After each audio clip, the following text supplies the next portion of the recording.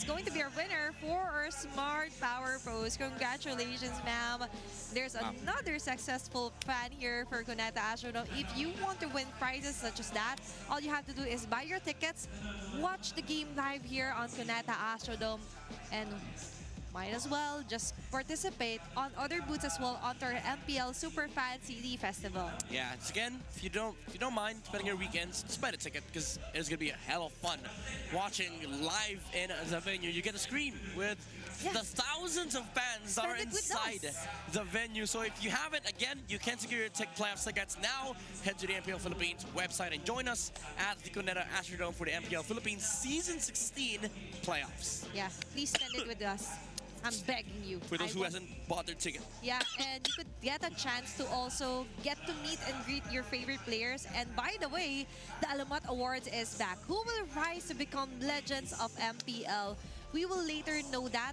And so far, all of our audiences, even on our social media pages, are actually predicting on who will be the winners. You could watch it live later here on the MPL stage, October 24. Yeah, Today is October 24, yeah. Yeah, right after this match. Yep. So we get to celebrate and again commemorate one of the, these amazing players that have played in our league. I'm actually excited for the MVP of the season. Who is it? I think it's going to be Midnight. No. Because that's why I'm coughing. Hardest working caster ever. That's Wolf. He works every day, so. Well, matter of fact, he works 8 days a week. All I see is Wolf. Even though I'm on the English broadcast, I actually called him over earlier on to our... See, he's also working English broadcast. That's double time here for Wolf. But check it out, guys, if you're ready at the venue. If you're watching us live there on the MPL Super Fan CD, shout out to you guys.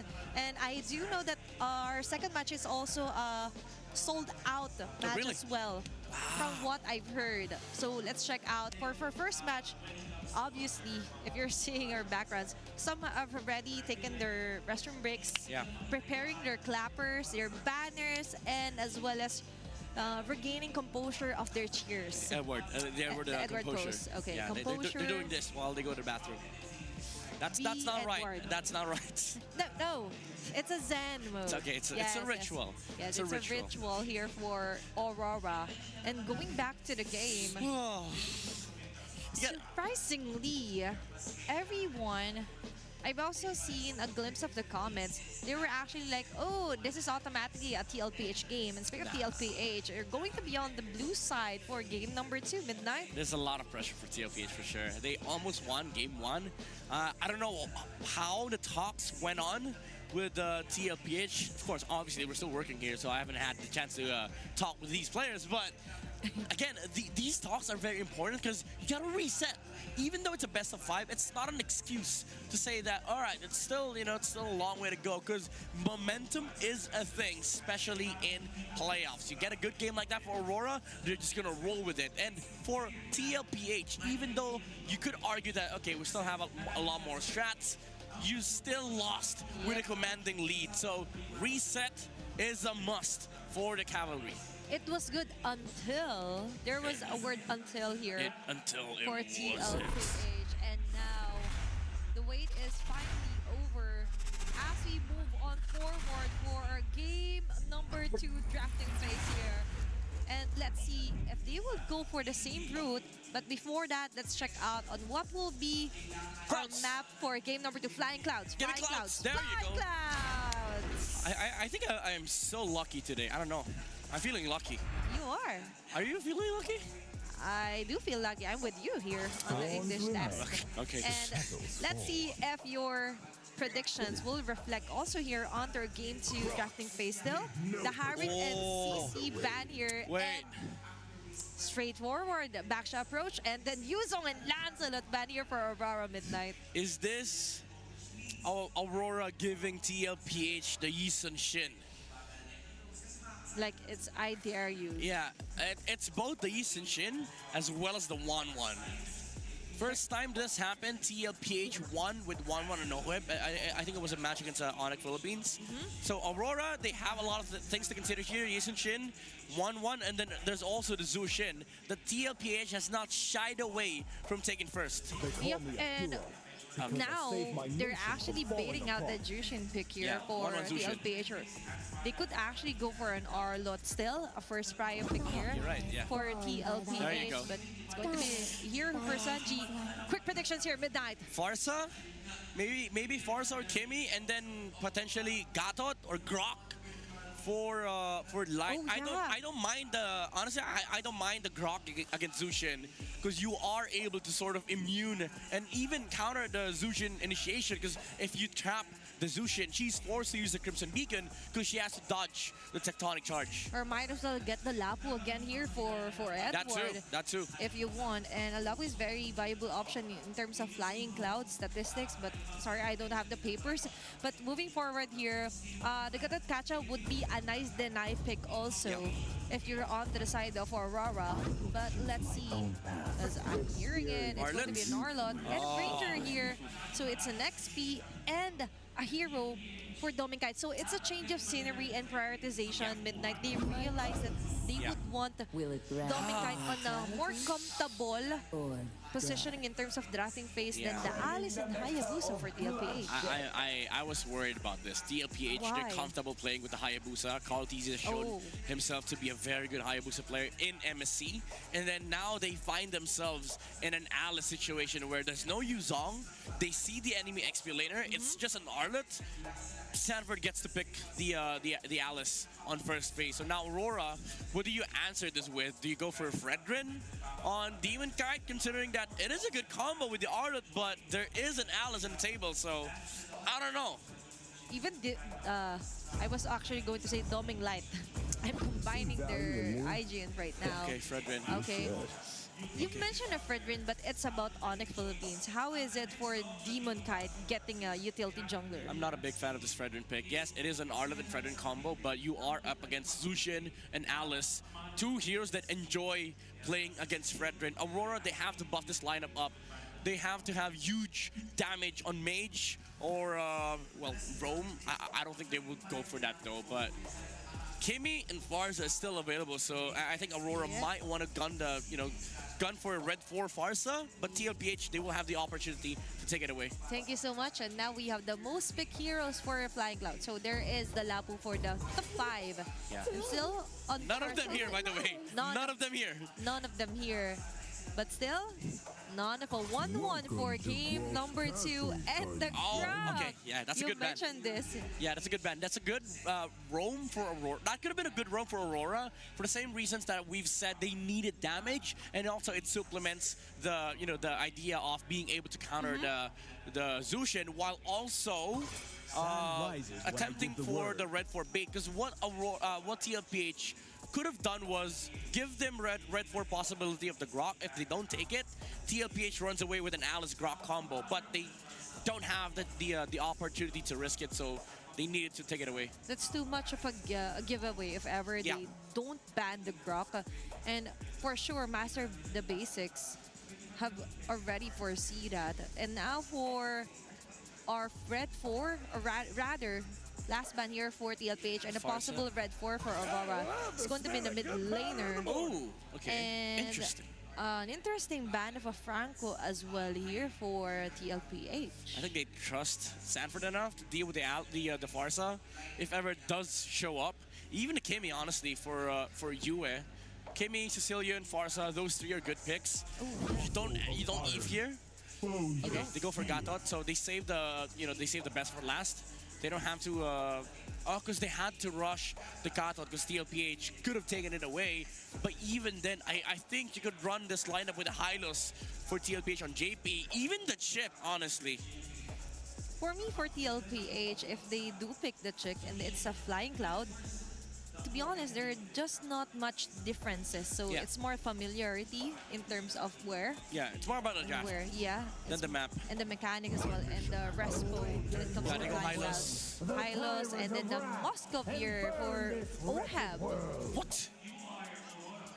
I mean, late game, and it's also OHEB.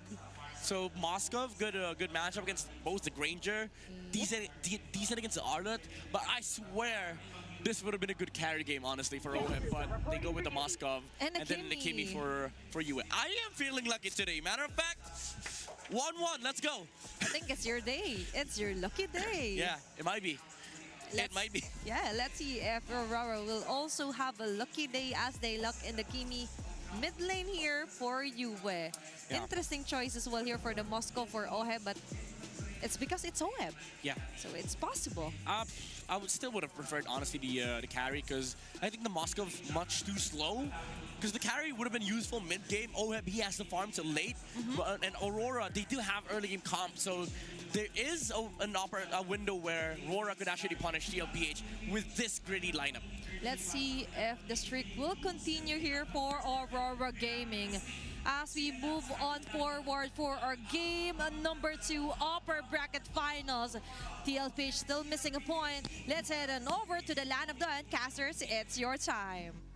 And I don't think there was enough time between game 1 and now to recover. We just came from a 26-minute slobber knocker. Leo and Brigida bringing you the second game in this best-of-5 series. Team Liquid Philippines looking to recover against Aurora.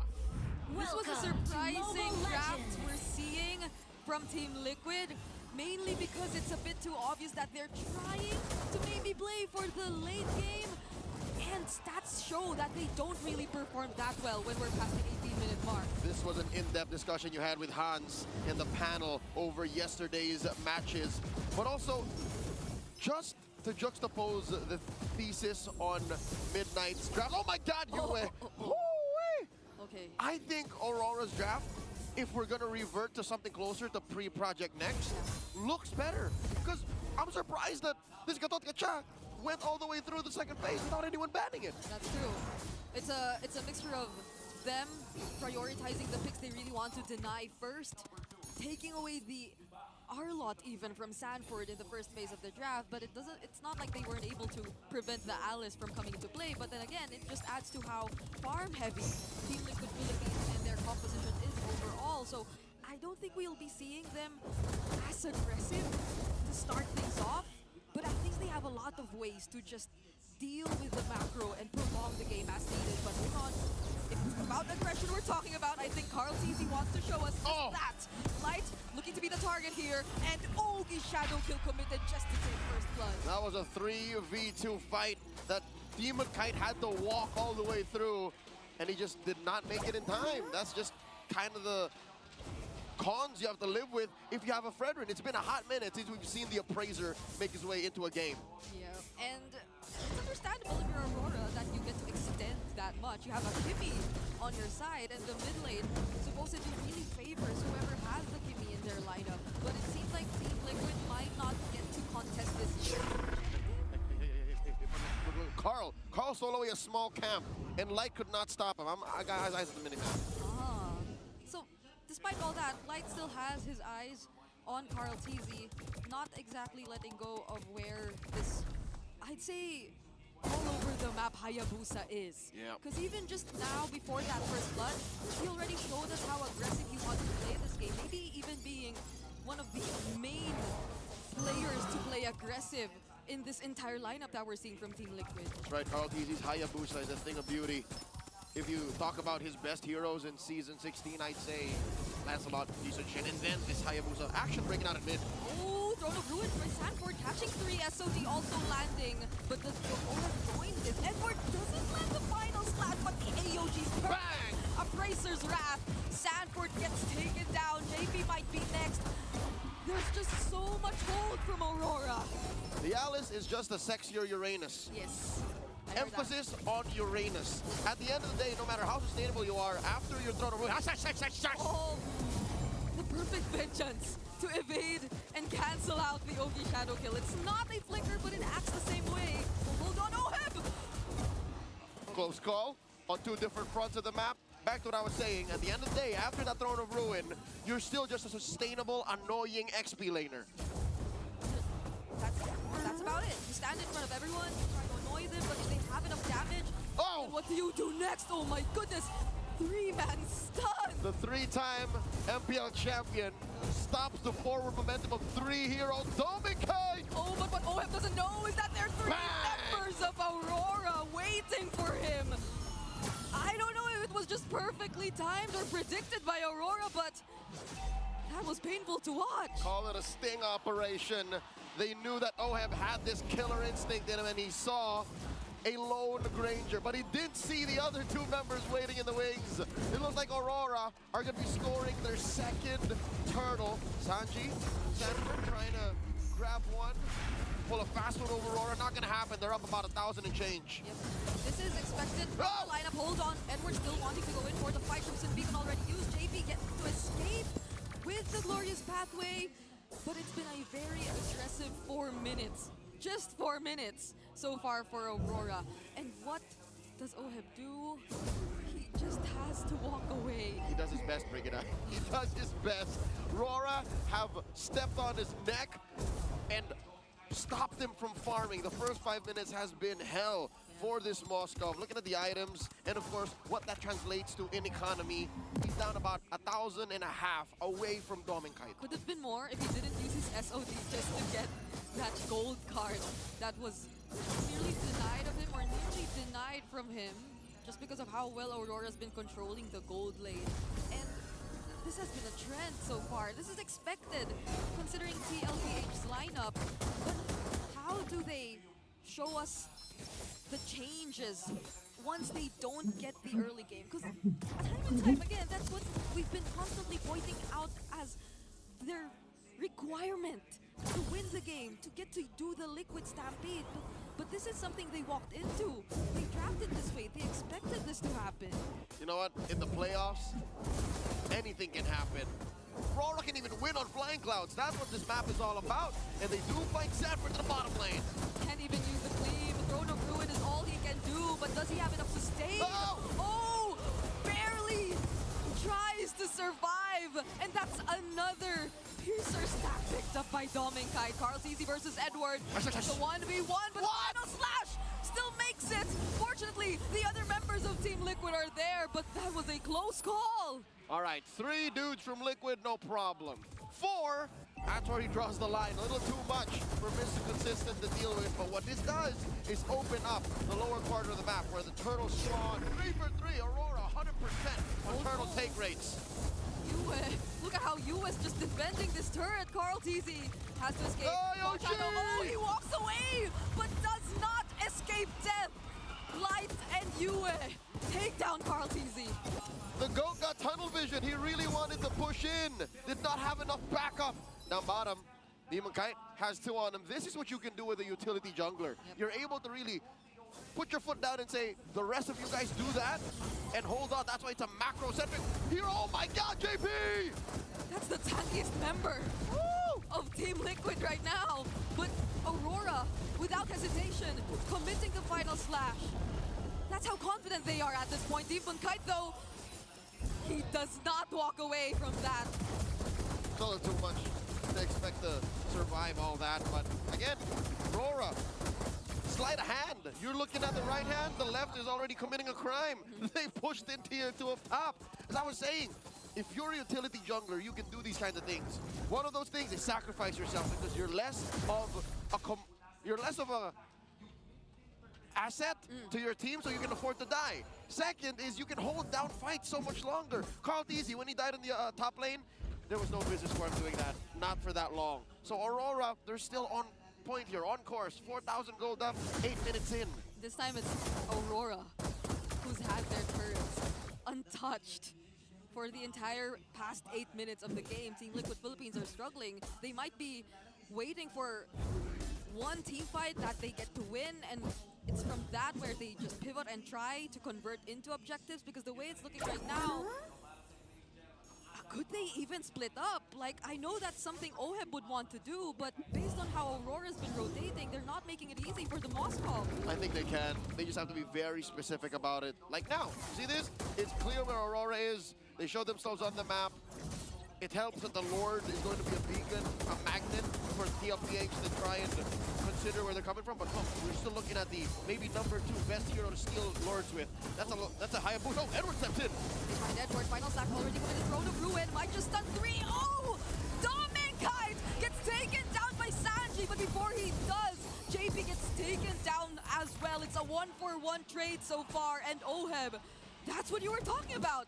So he finally gets to push the waves. And it's also very fortunate that Liquid found Kite. If it was anyone else that died, maybe even Edward or Kite, that would have been okay. Rora would have forced the issue, but no, it was Kite. It was their main damage source. It was just unfortunate that he was right behind that wall, and once he flickered, he found himself right beside the Lord and in front of Sanji's Crimson Beacon.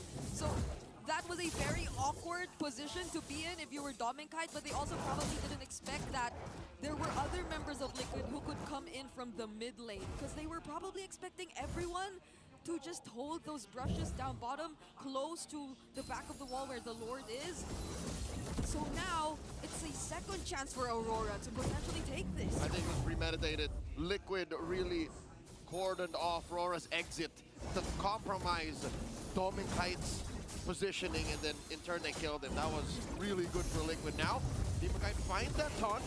Lord at about half health. That was a knockup from the Lord. Edward working on Sanji though, but Kite goes down. OM joining the fight as well. This Lord is going into the hands of Liquid.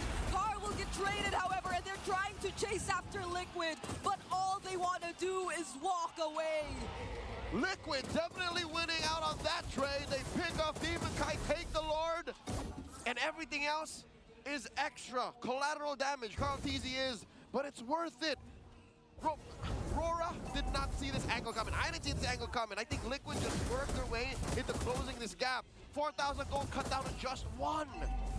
I think it was just normal movement from a Fredrin, from a utility jungle. It was the right thing. You switch targets, you stand in front of everyone. But where did the damage even come from for them to burst him down that much? Or I also think the Lord knockup had something to do with it, because it was an unexpected timing of Lord knockups that helped Liquid try and be a bit more aggressive.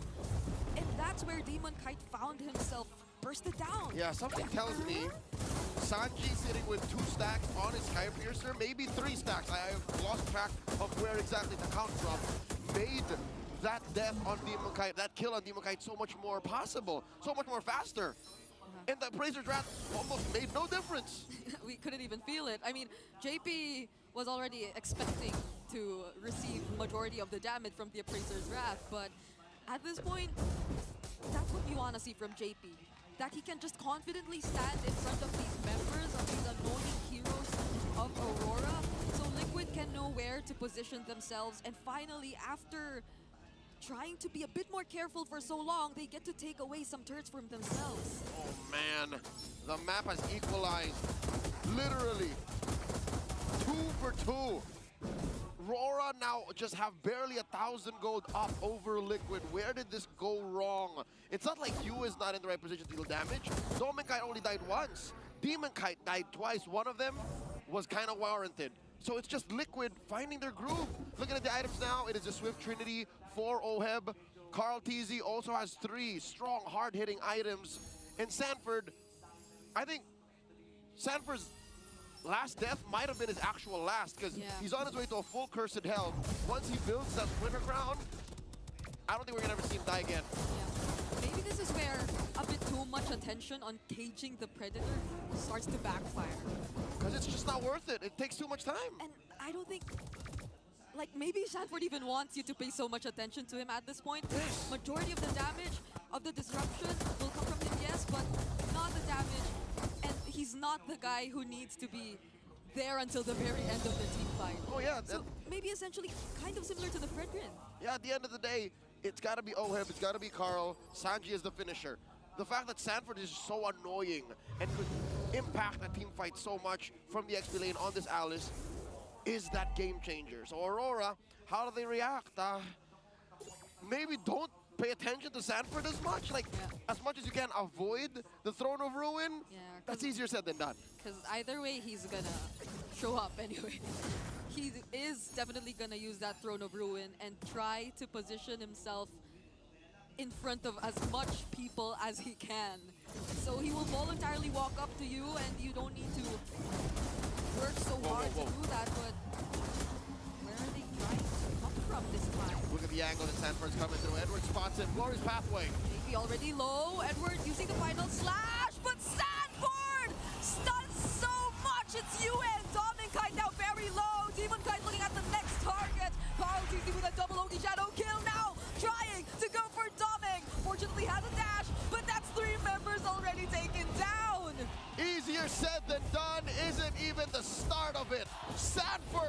single-handedly helped Liquid win that fight. 3 for none, the Throne of Ruin, everyone on a trampoline. Aurora have to defend. What do we say about Sanford just walking up to everyone and making it easy? And now they're trying to just take as much as they can. Dominkite defending. Oh, the Wind of Nature already committed. Sanford blocking the bullets. But that was such a great defense from Dominkite too. Aurora lose 1 inhibitor. Almost lost mid. They're gonna lose their purple buff. Liquid are up 3,000 gold. Oh my lord, how do you stop Sanford? It's not like he even built his winner crown. Brigida, you said it right. You said it best. He just walked up and said, what are you gonna do about it? Now, I hate to cry over spilled milk, but did Rora not respect Liquid's propensity for crowd control? Not a single Purify. Yeah, I guess there was a bit too much attention on JP as well. It looked like JP was Or on Carl. definitely going down in that instant, but who would have thought? Again, even we were surprised to see Sanford holding that bush. And now he just comes in with the flicker and we might see another one. But they'll be a bit more patient this time because Aurora already takes care of the Lord. They're still breathing, they're still in this. Glorious pathway by Daddy JP. Liquid looking to scare Aurora away from defending. They do keep that inhibitor up top and the base intact. Okay. Aurora still in this game. We're looking like we're about to approach another 20-minute game, honestly, if Looks like it. Aurora are able to still hold this a bit longer. But I think there's not much in terms of the damage dealers if we're looking at gold. Because Sanji, Yue, Oheb, and Dominkite, there's not even 1,000 gold difference existing between these Yeah, heroes. no, it's not about a difference in firepower. It really is everything else that goes with it. It's the garnish, the meat, the protein is sound. It's tasty. But what else do you partner it with? Let's watch that sequence once again. Look at Sanford. I don't think it was enough that Edward was there to check him in. All right, 40 flickered in. He didn't walk up. He gleamed, flickered in, and I think that scared the bejesus out of Aurora. Yeah, and he came from the left mid-bush at that. Yep, it was an ankle breaker. He came from the left, gleamed to the right, and then flickered again to the left. All the while, Aurora probably thought they had everything under control. Nah, not this Predator. Nah. Not the Apex Predator, Sanford. Okay, so they have 2 anti-heals, right? They have the Sea Halberd on Doming. They have the Glowing Wand on Yue. Is that enough? JP, oh my god, trying to split up Aurora. Hold on, he's in the middle of 4, but Sanford once again finding Yue, forces the flicker as well, but Edward and Kite doing all the zoning. The Cyclone Eye actually did not help Aurora there. Sanji's unstoppable right now. Wise is watching from home. He knows how much that hurts. Dominkite backing up, almost gets choked out by Sanji. There's another Lantern Flare, Light trying to walk away, but there's another knockup play. A monster kill for the Lone Stallion. Oh, Dominkite and Yue. Can they defend this? Oheb doesn't care. The Cavalry will equalize the series. Now we have a ball game. 1-1. Liquid on the board. Brigida, they deny us the 20-plus minute slobber knocker. They did. Liquid came to play. I can't believe my eyes. It's a reset for now, best of 3. Let's throw it over to our analyst and panel to break it down. Never letting expectations down. Another one here for TLPH. All one score for Aurora and TLPH. I think I am indeed lucky. 1-1 is the score. Not because TLPH won, but because we get to see more games in this series, Athena. I do love the fact that, again, Aurora, they maximized the window that they were given because of this early game comp. They were able to pressure Kaltizi away from his jungle, utilize the Fredrin and the Arlot, but when it came down to business, TLPH, they had the execution, they had the Alice, but most importantly, the Zushin was not alone in this game. The Lone Stallion was with the entirety of the cavalry. Is putting on the lights and spotlights onto the Auroras here with his Jushin pick. Our game 2 MVP 605 and then locked in item build, even the brute force for the last item. Yeah, 100% kill participation. You want the lights, you get the lights from the Zushin. And Sanji was phenomenal in this game. The amount of clutch Sky Piercer kills that he had, and also the controls that was amassed by TLPH prevented the Fredrin and the Arlo to actually maximize their frontline combo. It was basically Aurora trying to find these initiations with their engages, but their frontline was dismantled by the Zushin. Light, Demon Kite, and Edward, they all what they're doing in the fight was to sort of like look for angles that they were able to maximize, but the window was very short, because maybe 2-3 seconds, that's too much already against a Zushin, especially add to the fact that there's a glorious pathway coming out from JP that allows TLPH to just constantly find Dom and Kite behind the lines. Yep. Just being a lookout isn't enough. So what do you do with the info, right? So for the info for TLPH, on the other hand, Leo have mentioned they have multiple crowd controls, and for the side of Aurora, no one even got a Purify. Yeah, that's the greedy problem. Like, they were very aggressive. I think they were capitalizing on the fact that they're much stronger early game. But the problem of their line as well is that they're one directional. By that I mean not because they only do one thing, but how they approach fights, it's all forward. But in comparison to TLPH, there's multiple angles. There's the gleam, the flicker coming out from Sanford. You have to watch out for the Hayabusa shadows, the glorious pathway, the shadows. The lights coming out from Sanji, but also the spear of destruction from Ohib, which literally comes from all angles. It really destructed members here of Aurora, and you've mentioned multiple times again that Sanji, when he finds anyone from the side of Aurora, even if it's the Lone Stallion, he will do his best to just eliminate anyone on his pathway, even getting a monster kill right until the end of this game. That was an almost 18-minute mark. If I remember correctly, there was a stat wherein TLPH actually has fights or win most fights before the 18-minute mark, and after that mark, they're having a hard time onto closing the game into their favor. They almost got to the deadline. There's a curfew. 7 seconds. They were like, guys, we had to end. If we go past 18 minutes, we might lose to Aurora again. But even then, like, if you look at the lineup, Aurora, I think they're the ones with the deadline here, because if you think about their composition, they have to establish like a huge or a commanding lead by minute 12. TLPH, they're sort of allowed to go past that liquid timer because they have the Hayabusa, who is out farming the Fredrin. Matter of fact, Brigida brought up the fact that between Sanji, Oheb, Yue, and Dominkite, there's not much of a gold difference. But when you look at the junglers, that's where the gold difference comes from. Carteezy was 3,000 to 4,000 gold ahead against Demon Kite, which also ties into the stats that we saw earlier from the GOAT. And whenever he does have this stat line, you just have like an additional damage dealer for TLPH. Bottom line, Hayabusa. Even Leo acknowledged that this Hayabusa here, the higher damage here for Carteezy, is really one of his most pick hero, or rather, most successful pick hero here throughout regular season, and now heading on to the playoffs. And looking closer on the success also of Sanford with multiple stunts on his Alice. We have to acknowledge that. We have to put the spotlight on him. Yeah, this protection from Sanford and JP as well. Not just the offensive terms, but also the way they juggled for Oheb, they juggled for Sanji, and the amount of times that Aurora was trying to like lock on a target, and then Alice just gleams forward. You see the glorious pathway, and then you get set by the Throne of Ruin.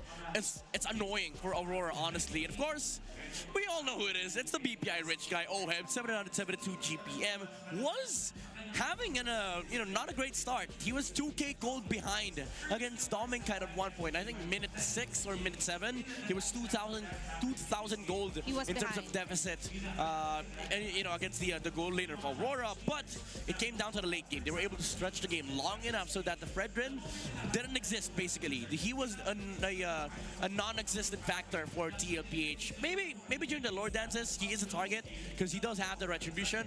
But during team fights, they don't even even care about a Fredrin, honestly. And I know, Midnight, it's going to add up to the list on why you would want a Fredrin onto Demon Kite. Yeah. Because technically speaking, when it comes to the latter portion of the game, you cannot control on what part you would want the game to end, not unless you're a prediction teller. But no, you're not. So for Aurora, they need to think of let's say a plan B, a safety net in case all else fails. And for that round, it's going to be a successful defense and a successful point here for TLPH. Yeah.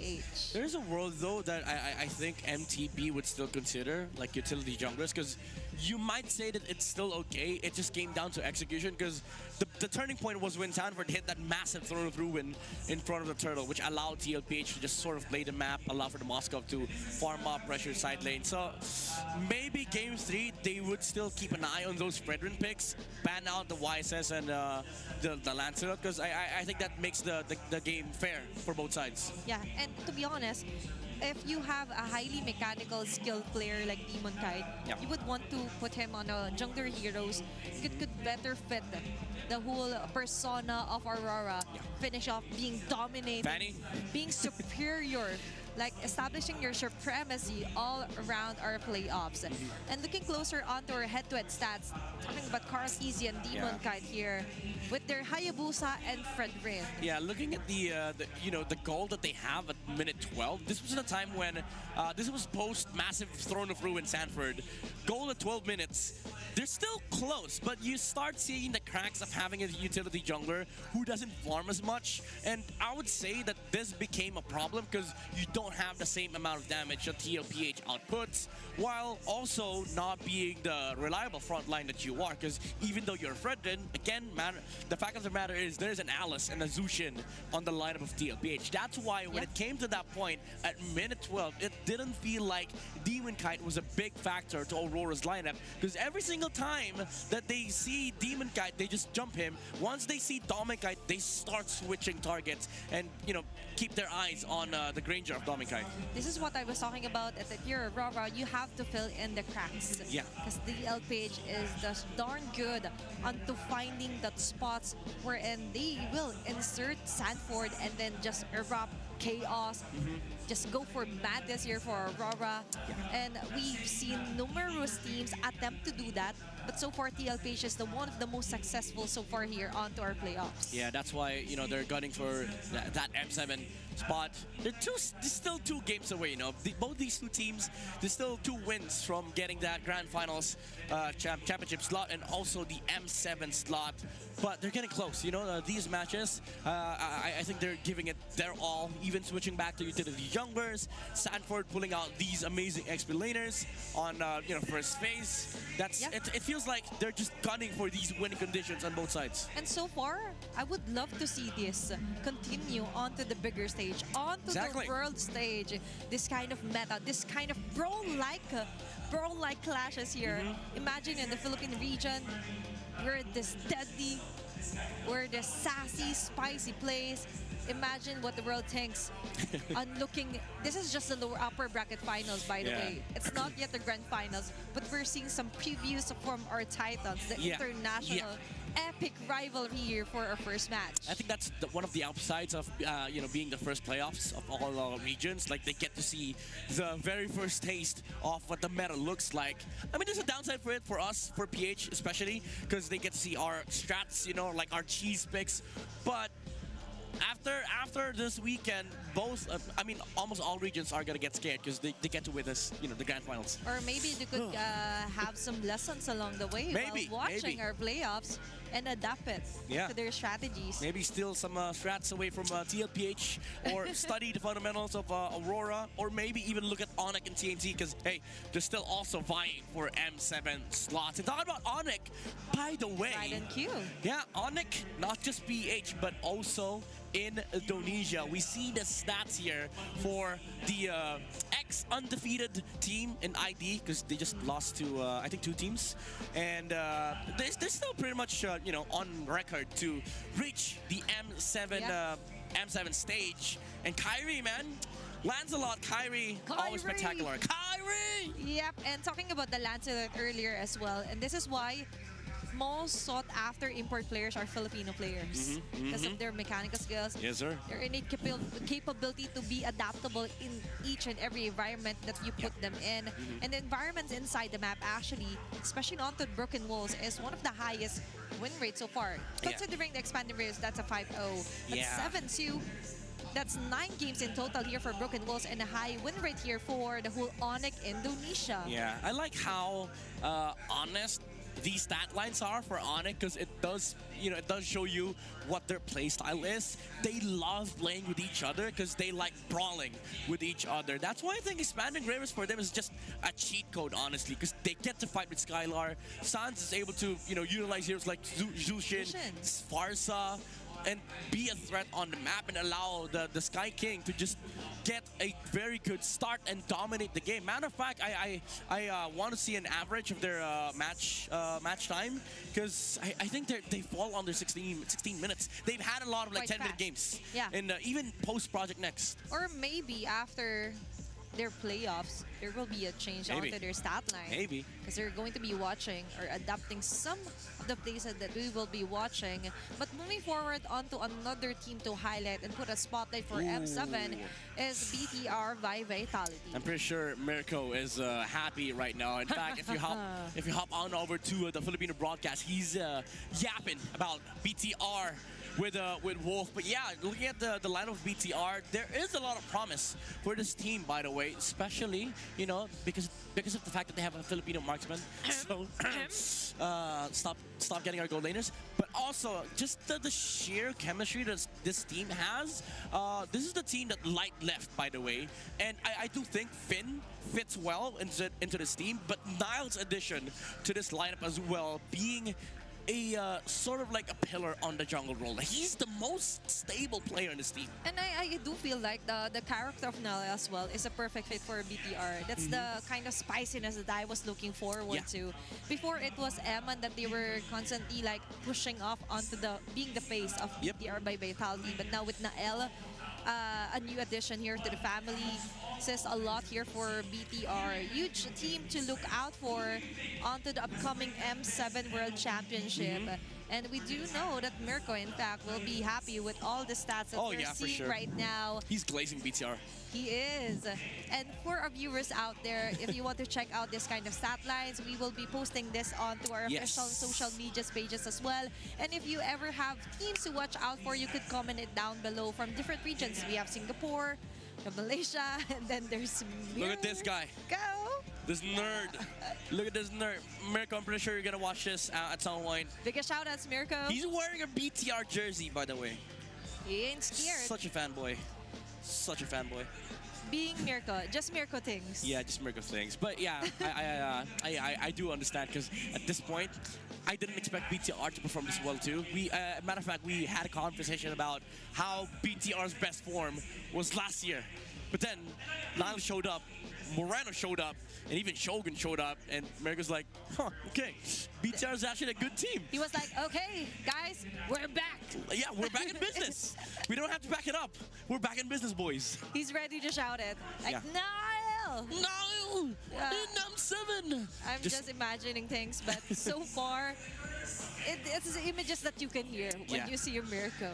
But they still have a playoffs. Yeah. Oh. So, I don't know about that, Mir curse or Mir bless? He tries to avoid, like, predicting for both these two teams. But he did predict here for our grand finals. He did predict Aurora to win, if I'm not mistaken. Yes. So Aurora. Yeah, but I can't remember what he predicted for upper bracket finals though.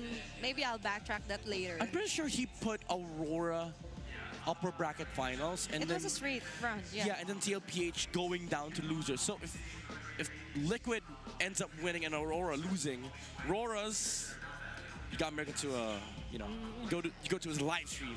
But there was we're breaking curses, not streaks. There was a banner earlier from the lights. Yeah, that's Have true. you seen that? Yeah. They're breaking curses. They're breaking curses, but they have to break Mirko's curse. The Mir curse. Yeah, so It's them versus TLPH plus Mirko. It's Mirko versus everyone. It's Mirko versus everyone. It's Mirko plus BTR versus the world. But kidding aside though, even Burrito on the PH broadcast is actually doing his own predictions. Oh yeah, the quick predictions. Yeah. Yeah. I've seen those. And matter of fact, he recorded one beside me while I was sleeping. Yeah, and even onto our first day, I don't usually do predictions because of what happened onto M6. Yeah, you don't. Yeah. I don't want predict. anyone to like, Athena, what's your prediction for M6 or M7? And now, moving forward, the first team to win this upper bracket finals will be your first M7 representative, and that's why it all interconnects onto which region will be the strongest, but of course it's going to be the Philippines. But aside from that, who... That's not a prediction, by the way. It's a statement. It's a statement, by the way. But You don't get to who's contest going to be the team for our country Yeah. to send off to Jakarta, Indonesia? Yeah, because that's the only remaining question. Like, which team do the other regions get the favor of being graced with By the presence. with a defeat? You know, like, no, I'm just kidding. But what I'm saying is that there's still ample of time for other regions to prepare against these teams. I think that's it. I think that's why it's also an upside to have PH go first on the playoffs so that you get to prepare. But the problem is, even PH gets a lot of time to prepare because M7 is next year, January next year, and our playoffs ends even before November starts. Very perfect timeline here for our Philippine representatives if ever. Plus, not only that, for TLPH, they're eyeing that golden road. So a lot is at stake that's here. true. We've mentioned that Light is trying to negotiate some terms earlier by, let us win. Yeah, bro, come on. Come Get on. us to finals. We want to get. It's a win-win. You get to represent the Philippines, still complete the golden road if ever we give you the grand finals. But that just isn't how this works. But now how it works for game number 3 is Aurora going to be on the blue side here, being the first pick. And so far, the prioritizations onto the hero mid. Let's discuss that. I wonder if they want to hone in on the early game aspect of this this lineup, because even game number 1, I think Liquid was the one focusing on late game, and Aurora didn't really think about it. They still ended up winning, but I don't think they were happy with that kind of win. So they switched to early game tactics in game number 2. Problem was the Alice was too much, and the Zushin from Sanji was just destroying the Spreadrin. So there might be a couple of adjustments from Aurora for game number 3. Maybe they still retain the Fredrin, but also add some late game heroes to the mix. Let's see if there will be a change onto the map as well. I think it's going to be Dangerous Grass. Okay, right on cue. We're feeling lucky. Feeling lucky today, Athena. Oh, that's a good stat line for these two teams. 100% win rate here for Aurora, 2-0, and even for Team Liquid, it's quite high. Yeah, 75%. But what matters here is that they actually get a dub. So Aurora removes the Yuzong, they remove the Eason Gen 2. So TLPH, they get two choices here. Either they ban 1-1 or they ban the Lancelot. But Aurora, I think they're expecting to get the Lancelot for themselves. But even then, there's a lot of trades for TLPH. The Karthis can just take up the Hayabusa again on Red 3. Maybe they even first pick Granger and Granger Gadot for two picks. Just to take away the momentum here for Dominica, although it's already been broken for game 2, because for first and second game, so far it's still a Granger prior here for Aurora. So just not to make it too obvious that you're like nurturing too much or you're protecting Dominica so much, and now for TLPH, it's up to them to try and get the deny, or Aurora gets a hero as early as an Arlat here for Edward. They were trying to trap TLPH into thinking that they're gonna get the Lancelot. So first pick Granger, because they don't want the Granger going over to the side of TLPH. But this does favor TLPH because we just came from a game where both Eason Shin and the Lancelot was off the table. So now TLPH, they get to pick whether they take the Fredrin or they take the Hayabusa. I think the Hayabusa is the safer route because I don't think you go Fred Arlet here because there's still the Phobius on the side of Aurora.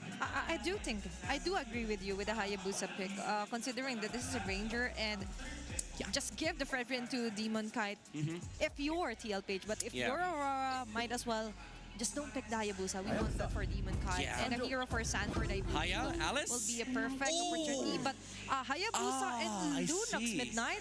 I think the idea is you can't go Uranus, you can't even go Alice on the side of Aurora. This is smart from TLPH. So I think for Edward, you go Lapu or Arlet, but the problem is you set up such good heroes for Sanford that he gets to decide whether he wants Alice or Phoveus on Red 3.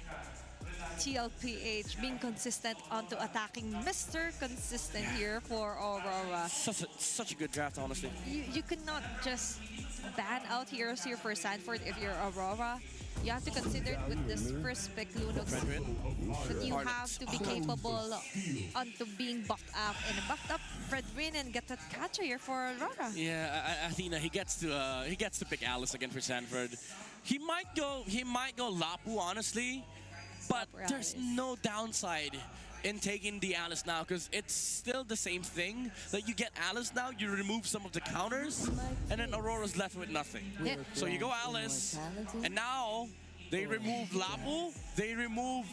There's no Yuzong anymore. Yeah. So just the Lapu, honestly. It makes it easier to draft if you're TLPH. Yes. And Sanford is like, okay, don't mind if I do. Okay, they still remove the Arlet. They respect the Arlet Edward.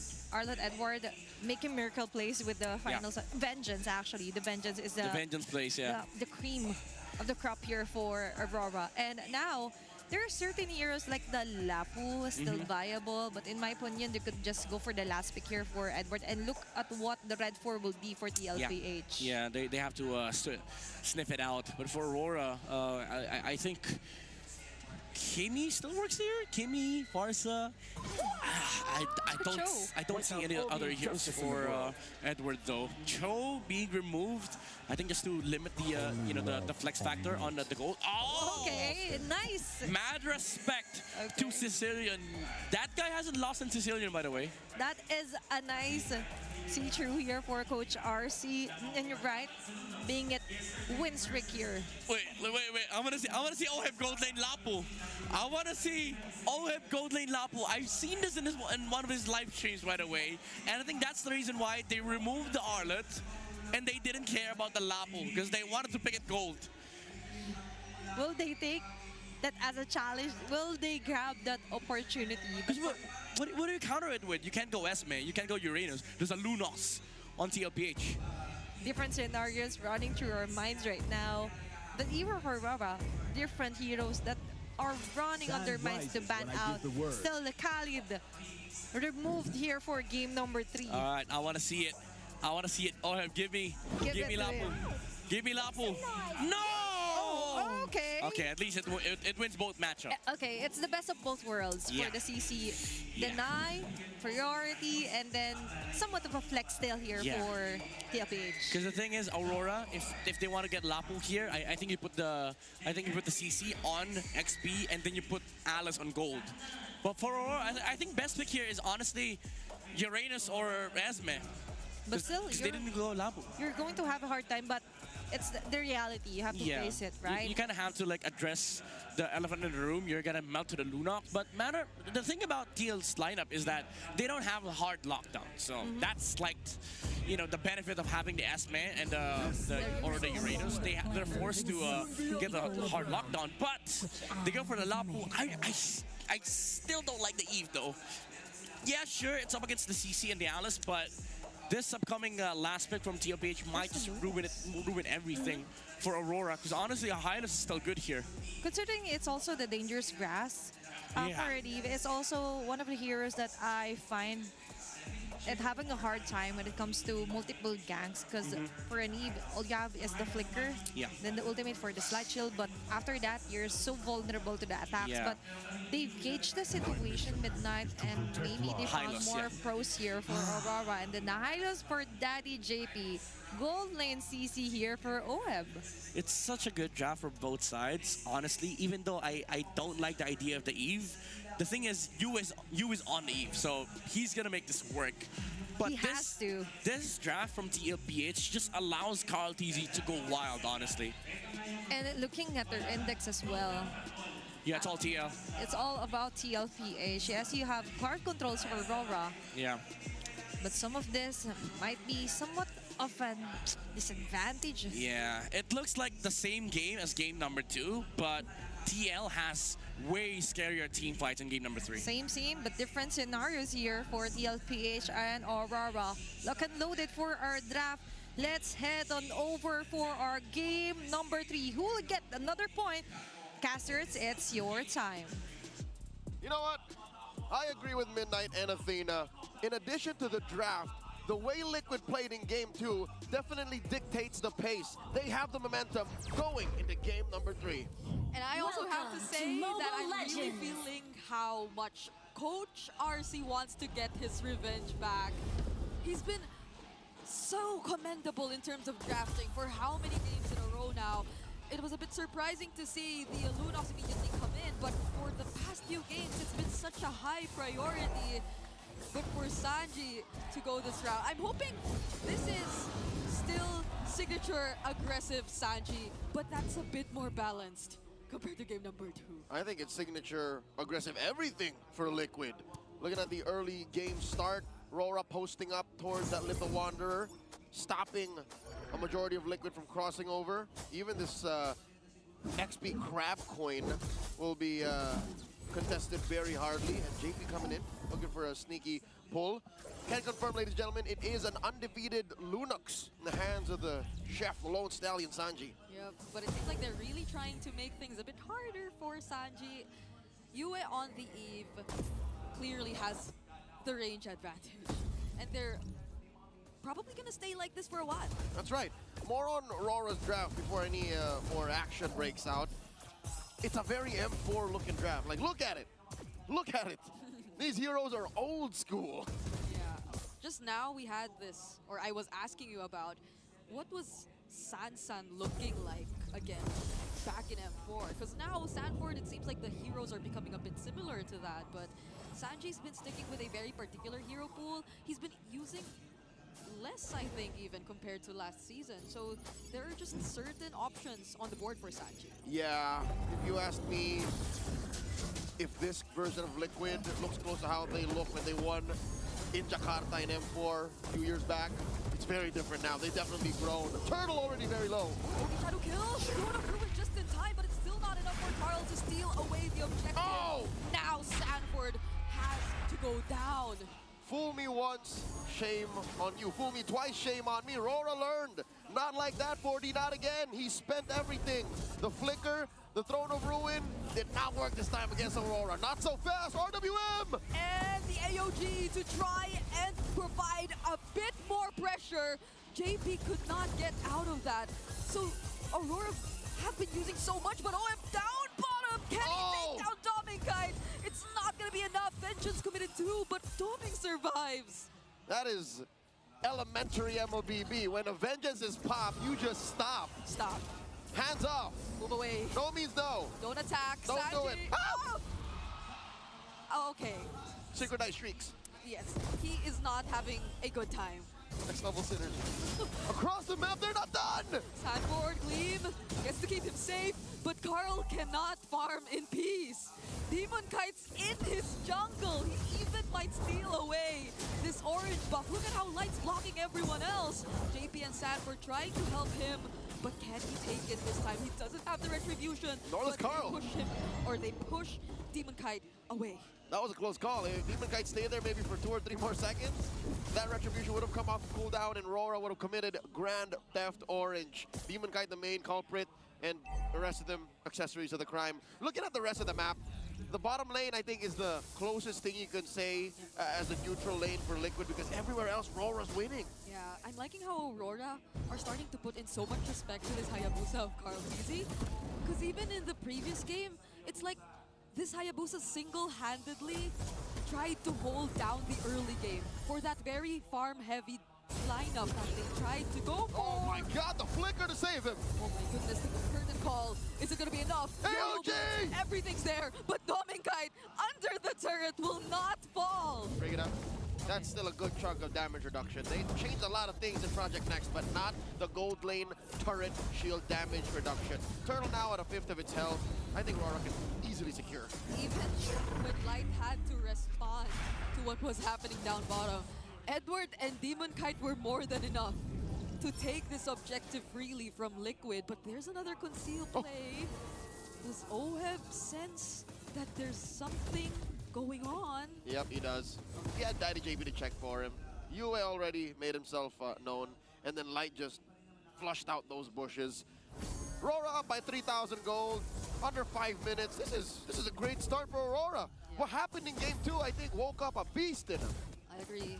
Now they're using this utility jungler, this Fredrin, so aggressively. And just as I mentioned that, he's walking back towards Liquid's jungle. Yep. That's something you can't do as an assassin. That is... Oh, thought Sanji was going to use the brilliance there. Hold up. 2-lane push, top and bottom. The cavalry got a little cross-eyed, like they didn't know where to defend. That was free. Is this the effect of just how good the pressure is from Aurora? That their jungler doesn't feel as free and that they are a bit more pressured to provide some assistance to Carl TZ? I think, yeah, the answer is simply yes, because Liquid, look at this. They are a team fighting lineup more now than ever. The other game they had a Moscow, so they could have split the map, but now they just really want to convert. They really want to win big and then take turrets. Without winning big, they can't take turrets. Oh no, Carl! Oh! The energy eruption, the taunts from Demon Kite. Now they gain access to the purple buff. If Razor's Wrath is touched, but not the real world manipulation. JP gets stuck inside, but Oheb's just trying to do what he can. But they inevitably have to let go of that purple buff. They stole away Carl TZ's buff, and they go straight for the turtle. Demon Kite closing off the entry to anything from Liquid. No contest even for this turret in mid. Yeah, they really want to take it this time. This is the fastest we've seen both of these teams actually get objectives away for this entire series. Another turtle might go to the hands of Aurora. Never mind, I take it back. Carl TZ just pops in, steals it away. But do they want to fight? Throne of Ruin committed. Light will not pursue. Bring It On, they did not respect the fact that Carl's Retribution was off of cooldown and Demon Kite's was not. And I think it was correct for Aurora to do that, but they needed to clear the jungle first. They needed to make sure that there was no attempt. And Liquid, they rolled the dice, they flipped the coin. They dropped everything to be able to secure it. Now they're looking to punish. 5 gold, 5,000 gold still in the middle of them. Oh, they're going for Sanford. Oheb will not show himself anymore. He cannot afford to show himself. Aurora making quick work of all the remaining turrets. Sanji goes in, but all that just to prevent any more damage. See, this is Aurora just cracking that whip, reminding TLP that, hey, you're still down this much gold, all right? 5,000, 6,000. Just the gold laners alone, 2,000 between them. That's what Aurora needed to do. They needed to make sure that this lead would be all that mattered. And the fact that they did not check that little avenue, that little entry from Liquid side of the jungle to that turtle pit meant all the difference. So, you know, it's a final turtle. A little bit of mojo boost for the rest of the cavalry, all the fans here in Cuneta watching the blue side of the arena. Well, technically the red. Let's look at how Liquid can clap back, all right? Number one, stealing objectives. It's clear that Carl TZ has it in him. He got that dog to steal stuff, but are we waiting for Sanji to come online? Because Oheb, sure, is a gold laner, but he's a fighter gold laner. Is Sanji going to be the next in line to be that, you know, clean source of damage? Yeah, I guess if it's Sanji we're talking about, he just needs to watch out for Demon Kite. Like, if he does go in, or maybe not just even Demon Kite, the real world's there, the Unbreakable's there. So positioning, as you would say to any Lunox user, is very, very crucial. They cannot just go in and make themselves vulnerable to Aurora, because that's going to be one of their main strengths. It's just blocking every single member who wants to dive in. And that's why the Lone Stallion is keeping himself scared. Look at where he's positioning himself. Very far away, hidden from Aurora. They'll never know where this Lunox bomb might come from. That Sanji DD, turtle at half health. Yeah, but Yue's holding this brush too. Lord, rather. Here we go. Oh, now Sanji goes for Yue, but the damage doesn't seem to be enough. Edward jumps in with a Raven Spider as a response, but Light, he's holding Carl TZ down. Oh! Sanford dodges the Appraiser's Wrath just barely, and Hoeb goes in from behind. But for some reason, Carl, he's bursted down. And Oheb goes as well. Where one baby cake goes, the other follows. Sanji the only one left. It's a 2v1. UN Edward chasing him down. Sanji tried, we saw it. He did, and he was doing the right thing up until the rest of Liquid could not hold the line. Again, a huge gold diff. Items just were the main factor, firepower, and that's why Light was able to push back 3 and delay the inevitable. I think he even had to use his flicker there just to get close enough to Yue, which we might get to confirm in this instant replay, which again, we will keep saying, oh, he didn't use that flicker, so it was just in this moment where he used it to find the right target. The final reposition. Oh, he got to take down Domin, but the damage, even when, I think that... Uh-oh. Okay, maybe we talk about that later on. Demon Kite takes the Lord. Edward holding down 2 AOG from Light. But will this be enough? Throne of Ruin already committed. Carl TZ's the first to fall. Not like this, says Aurora. Not again. As Dominkai takes down 40 after taking Edward. It's a wipeout pending. Vengeance committed, but does that keep him alive? It's a no.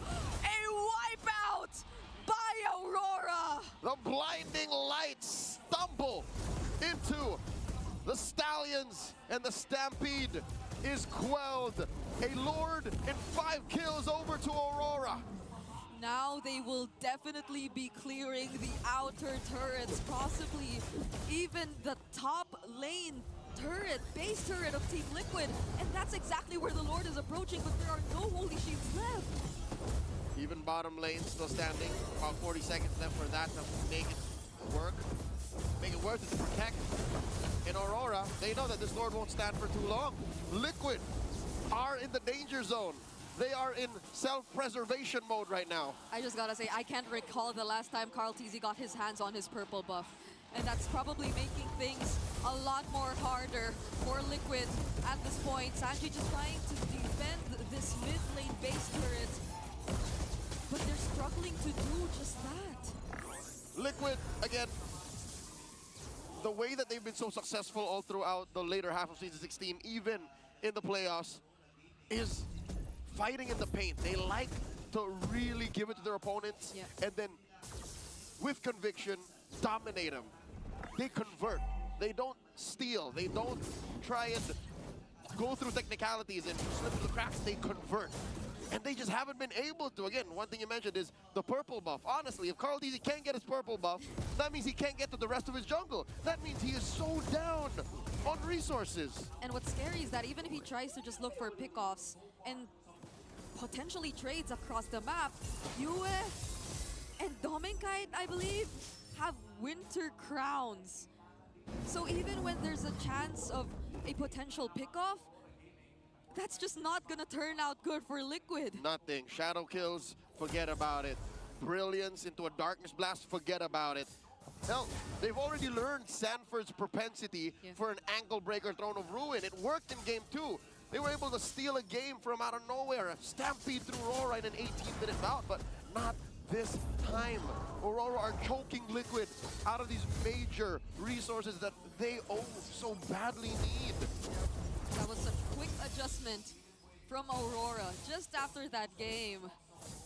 They're no longer caught by surprise by any Throne of Ruin, by any shadow kill, not even the quad shadows. They're able to time their reactions perfectly.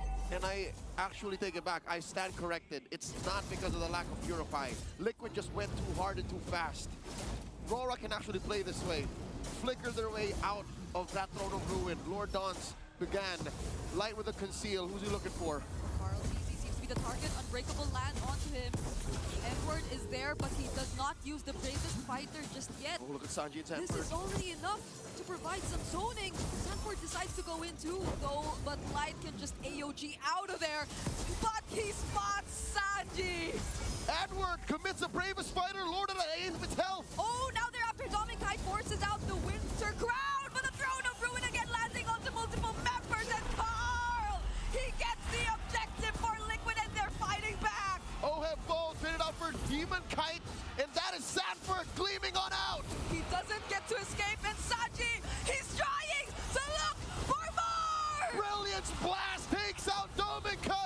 It's just Edward and UL left. They take out JP.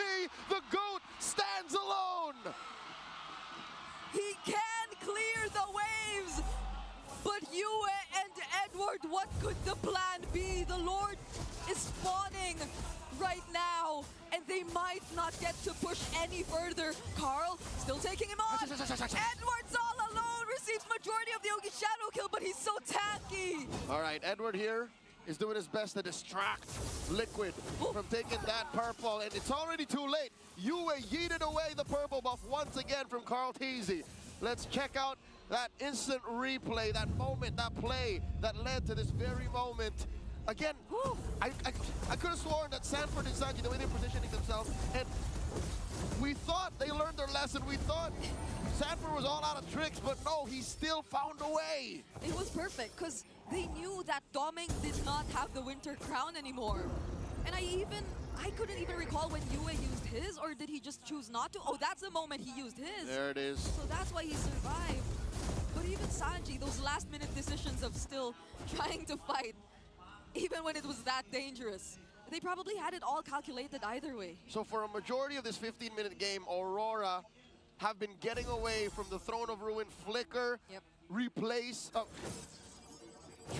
instant transmission combo from Sanford, shoot through sheer mechanics. But the Apex Predator evolves, adapts on the fly, and finds a way to make it work again. So they cut that lead in half. Aurora are now just up by barely 5,000 gold. So that means the firepower on Sanji and even Carl are catching up. Yeah, he might actually go for, or the way it's looking right now, maybe a Holy Crystal next too. He has room for 2 more items. Yeah. So that could be a Holy Crystal and what? One could assume Lightning Truncheon, or people don't build that anymore. The Lantern. Yeah. More extra damage. And it's not going to be a great time for all those who keep standing in front of Team Liquid, of Light or Edward. They're just always the guys tanking the damage, but it's not like Sanji takes them head on, because he's always looking for different targets. Yep. But Sanji has been very patient with his approach. yeah, but even if that's been the case for him, once he gets all those items locked in, it may be a bit different. Carl, I think he finally got yes, purple buff. Without using its retribution. If I'm not mistaken, Demon Kite used his. He did. I mean, no harm, no foul, right? We know that they're going to dance in the next minute or so, but that's a clear sign again for those of y'all who are superstitious, who have a certain set of routine and beliefs. Much like Team Liquid, you know that Liquid have a set of beliefs, and if they do this, they will win. Yeah. If Carl Teasy gets his purple, then maybe this changes things. Yeah. Especially as we're looking at a potential objective fight that's starting right now. Demon Kite's holding it so far. Oh wait, no, that might have been an animation bug. I think Demon Kite did secure. Look, it's gone.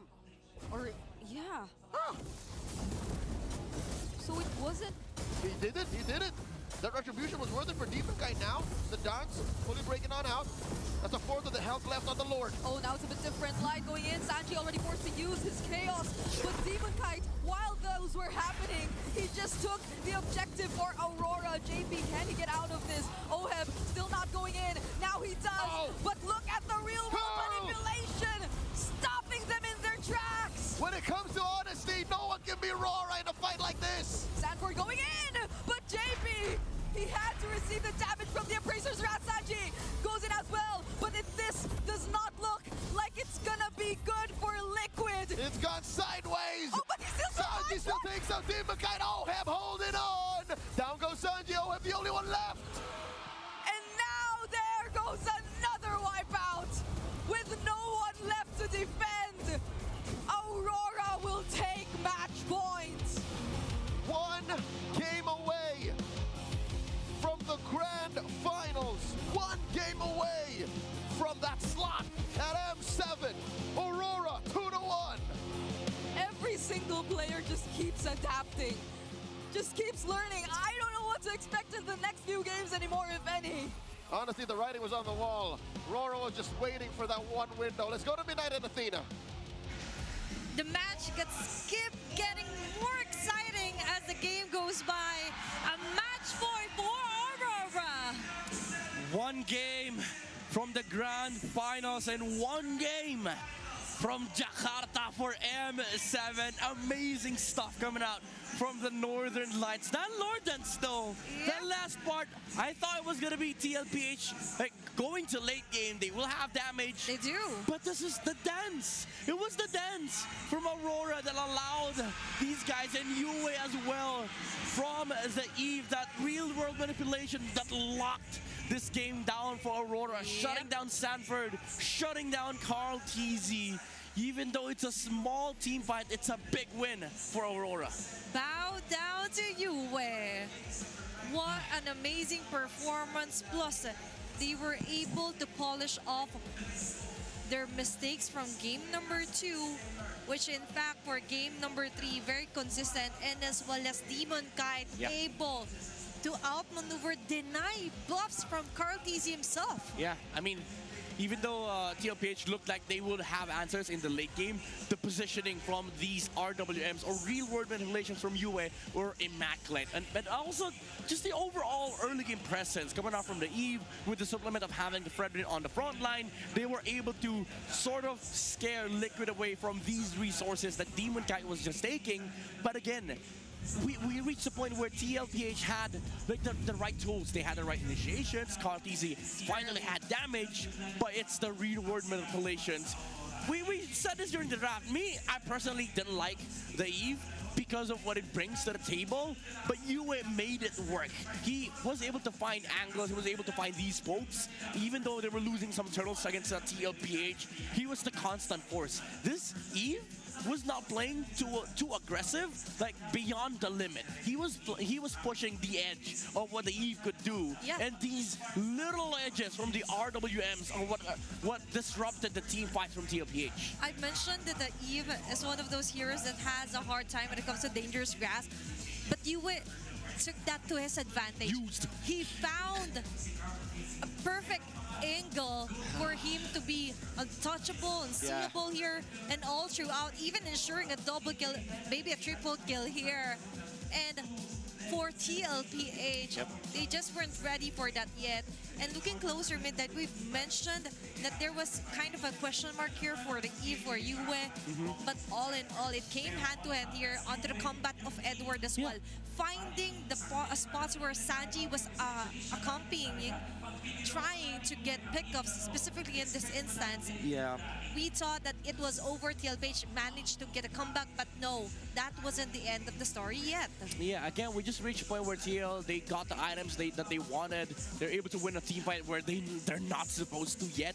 And this Throne of Ruin from Sanford, by the way, very misplaced from the Atlas. He was not able to cross the walls over the Lord Pit up until the bush. And Rora was able to capitalize on that mistake on the positioning. And speaking about positioning, look at Yue.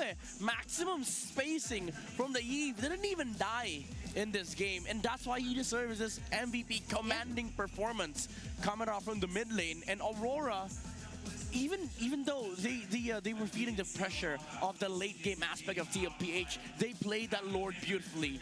Light providing himself as the sacrificial lamb, he suicided, literally dashed into the bush that Liquid was holding. But Aurora, even after that, they got the Lord. They tried to fend off this Hayabusa, and they got the punish that they were looking for. Even after all the damages that he was able to tank, he didn't even die. Yeah. And for me, that spelled GG for TLPH. The moment that they've used up all their resources just to stake down this roamer from Rora, and then they didn't manage to do that single thing, that was doom. That was DOOM for TLPH. Yeah. Then moving forward here for the Hayabusa for Carl TZ. We mentioned that, this is one of his most successful heroes this season. And with Demon Kite, there was a bit of a question mark with his Fredrin after game number 2. But still, for this game, he did a spectacular job. What we were missing was a utility jungler more proactive onto jungling, plus enabling him to get very good advantage for his taunts. Yeah, I mean, so many aspects from Aurora. You also have to commend Doming's, stability on the Granger. You also have to commend Edward with these frontline engages that stops TLPH on their tracks. And I think that's the reason why I mentioned, even before the series started, I think the key here for Aurora is for them to switch up, because we saw TLPH play in a very aggressive manner, and utility junglers just stop that. There is a risk that you're running into like inevitable late game advantages, but the thing is, you look at the players of Aurora, they're not shy away from taking these early game comps towards late game. Dominkite, time and time again, has proven himself on the Granger, even in the faces of like the carries, the Moskov. He stands atop the KDA. He's gonna be able to get those double numbers on the kills, 10 kills. In this game, not so much, because TLPH was not able to fight Aurora in the early to mid portions of the game. And then it didn't even matter, because even then, by that time, Aurora was just holding so much gold onto their inventory that he was able to dish out so much damage with the Granger. And that's why he's the Be Very Rich guy, 743 GPM. But the most important stat line here is the carry. Even Wolf, I asked Wolf from PH Broadcast, we did not like this Eve pick, but Yue says otherwise. We like Yue though. Acknowledge me. Acknowledge me. It's a small thing, but it's a big win. Now it's a bow down here for our BPI rich guy Dominkite. And for me, this is a huge statement as well, that others may say that you have to adapt to the patch, you have to adapt to the new meta. Yeah.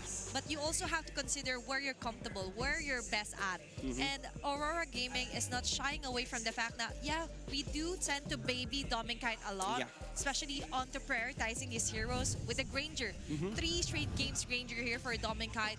But if it works, why change it, right? Yeah, it's also come down to now a battle between strategy and tactics. And Aurora's been pulling off a lot of crazy strats before, but they got down to stability, which they preferred, and now they switched it up again. They put utility junglers on Demonkite, and so far, their strat has worked against the cavalry. Yeah, the patch or the meta doesn't necessarily mean fighter onto the gold alone, but also switching up onto other roles as well. But to further elaborate onto what happened for game number 3, let's head on over and throw this over onto Wolf. Napakagandang senaryo na naman mula dito sa Aurora when it comes to maintaining their box. What you are about to see is yung placement ng mga pyesa ng dalawang teams natin, with Aurora having the more superior box kumpara dito naman sa Team Liquid Philippines. To be fair, ang TLPH ay lugi naman sa gold. So ibig sabihin, pag tinignan natin yung mga pwestuhan nila, hindi ganun kadali para sa kanila makapag-deal ng damage. And ito yung sinabi ko kanina na kakaibang ginagawa nila ito playstyle from this Gatot Kacha. As you can see, ang Gatot Kacha ay typically ginagamit pang peel or pang protect. Kung sakali man nandun siya sa may, hindi naman sa harap na harap or likod na likod, nasa gitna lang, tapos gagamit ng AOG para tumulong sa kanyang mga teammates with the Revitalize and with the taunts. Pero in this scenario, nakita natin si Light na siya yung naka-advance. And typically, ang alam natin ang AXP ang nag-zone out. Pero this time, it's actually Light. Etong si Edward, nandito siya sa way para matulungan niya etong si Yue kung sakali. And then Yue also helping out within arm's reach nitong si Fredin. Ganun din naman si Demonkite na nandun sa pwesto na hindi siya makukuha ng kanyang mga kalaban. And to be fair, etong TLPH, napakaganda ng kanilang plano heading into this match with Sanford nailing this one in the back. Napakaganda ng initiation as Light just utilizes the strength of his hero to be the zoner dito sa laban na to. And then eventually, papalag ang mga members ng TLPH. Makakahanap sila ng opening dito sa Lord fight na to. Pero makikita pa rin natin na si Light ay nakatakas, and then eventually si Yue na ang makakakuha ng magandang usage ng kanyang ultimate in this team fight. Of course, nakita natin yung Winter Crown usage mula dito sa ating idol na si Dominkite. Napakaganda na kanyang performance, and this Yve ultimate that sealed the deal. Hindi na natin kailangan tapusin pa itong clip na to dahil alam nyo na yung mangyayari. Eventually, TLPH will get a little bit of win in this team fight, pero etong si Yue, napakaganda ng kanyang placement, nabigyan siya ng way para mag-snowball, binigyan siya ng chance ng Aurora na maging malakas at hindi niya sinayang ang opportunity na yon. Balikan na natin ang ating panel for game number 4. Thank you so much, Wolf, for breaking it down, yo. And we've Down, seen yo. some highlights, arrows as well, specifically onto Light and Yue. Yeah, it's a very clear point made by Wolf here. A lot of good entries coming out from Aurora, effectively shutting down what TL wanted in these mid-game skirmishes, especially around lower dances. And I think that speaks of the volume of how Aurora just completely understands how these lower dances work. And we do think that for Aurora, that was a very tactical draft as well. Yes. Like letting Liquid know that, yeah, we're still heading for the Fred win, but watch this. We have the heave for the last pick here for Yue. Reserving that very spammable mage, by the way. Yeah. So far, it's one of my favorite on the mid lane. Yeah. And looking at the map as well, like it's more of the battle of the mind games here for our coaches as well. And looking at the head-to-head right on cue, it's Yue and Sanji here, the E versus the Lunox for game number 3. Yeah, I mean, if you just look at the bottom 3 stat line, these are the important ones. Gold at 8, XP at 8, and KDA at 8. This basically just means that this is their stats at 8 minutes. You can see some clear gold and XP disparity, but most importantly, the KDA. 5 kills or 5 total kills and assists without any deaths on Yue at minute 8, while you have Sanji sitting at 0. And that just translates into how dominating Aurora's lineup was in the early game in terms of execution, but overall just in terms of their composition as well, because Liquid had to wait for late game. Basically they had to sort of like turtle it up and wait for the farm on Carl TZ, farm on the Sanji as well, because they don't deal that much damage. Up until that point where they were able to win one Lord fight, that they were able to climb out of this trench that they were in, but because at that time they were already sitting at an 9k deficit, they managed to bring it down to at least 4k, but then the lower dance happened.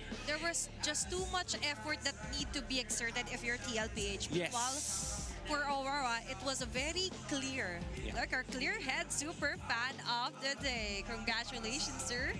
That is how you power up your Dander Free Scalp. Supercharged, we're clear. There you go. Look at the hair swipes. Very nice. You call it so. I don't know what you call it. The hair brush. I don't know. To brush your hair. Yeah. That important thing is he has a Dander Free Scalp. Very clear. Very So clear. there is no hesitations at all. It's hard to play MLBB if you're constantly itchy. Falling. Yeah, you're constantly like, what's the word? Comment it down below if you find Scratching. it. Yeah, scratching your head. Sorry, not our native language. Okay, delete your comment, sorry. You don't need to comment it down below. You still could. I mean, no one's stopping you. Like how, no one's stopping Yue from playing very amazing series, honestly. He's probably one of the best players in Aurora. He is. It's crazy how he, you see the grit from this guy. 3 seasons with Aurora. If you count, the time with Edward, maybe 4 seasons. It's been so long since Yue, has had the taste of being in the grand finals. And remember, Yue is the lone player with a moniker of his own name. Yeah. Yue. Enough said. But some are actually trying to incorporate some titles as well here for Yue, but that was an epic comeback in game number 1. Aurora won versus TLPH after recovering from a 13,569 goal deficit. This is actually the highest goal deficit a team was able to overcome this season. Yeah, I think the next record was 12.6. Still, it was them and Falcons, if I remember. Yeah, and now Aurora just overtook the record with 13,569 goal deficit against Liquid. Against Liquid, for the love of God! Against the Stampede! And we're not yet onto the grand finals. Remember, this is the upper bracket finals. Wow. And for them to be able to do that onto their first game where it was really dominating here for TLPH says a lot here for Aurora. They are ready to get their game face on. Yeah, I think at this point, these two teams, they know the assignment. They're looking at the binders. They're looking at the records. If you look at the draft recap, Zushin is the #1 problem that these two have to worry about. And also, the Fredrin. I don't think they worry about the XP anymore. Oh, yeah. So this does come down if you know, banning out or picking up either the Zushin or the Fred. But I do think that it will boil down to our drafting phase for game number 4. Before that, might be a broken walls map here. Oh, are you feeling lucky? I'm feeling lucky. Are How you about feeling you? lucky? I'm Rivers. I'm Rivers. Oh. Okay, we're not lucky. It's okay. We're Because not it's lucky. hard to predict here. That Yeah, it's 4. might be an advantage for Aurora, considering there are 3-0 still onto dangerous grass. They did just win. And for our picking phase, by the way, TLPH is going to be the blue both are side open. and red side here for Aurora. Jushin both are open. automatically picked here for TLPH. So, game 2, this was the same first pick. It is. But let me add one problem for Aurora. Granger's banned. So, Dom and Kite, what do you play? They still go back to the Fredrin. They take up the Gatot Kacha. TLPH, they can just go back with the Hayabusa Hylos or Hayabusa Kimi, honestly, if they want to Yep. remove some of their heroes from Yue. So, matter of fact, this is once again advantageous for TLPH when it comes down to the draft first phase. This is what I was talking about. Just ban out the Granger altogether Yeah. here for TLPH. And that might solve most of the problem because Domikite was able to get great vantage point with his Granger. Plus, TLPH, I remember they're kind of a superstitious team.